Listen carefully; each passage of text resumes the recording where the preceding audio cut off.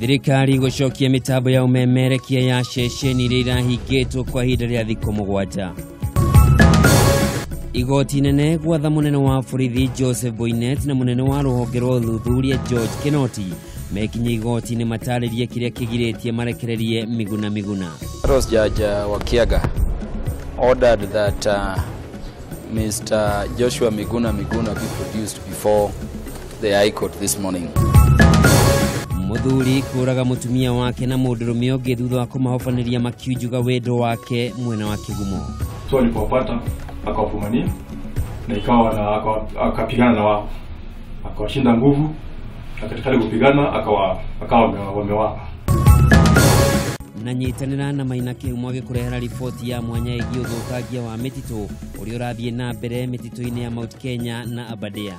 We should now put our catchments and take seriousness in protect them and avoiding human activity.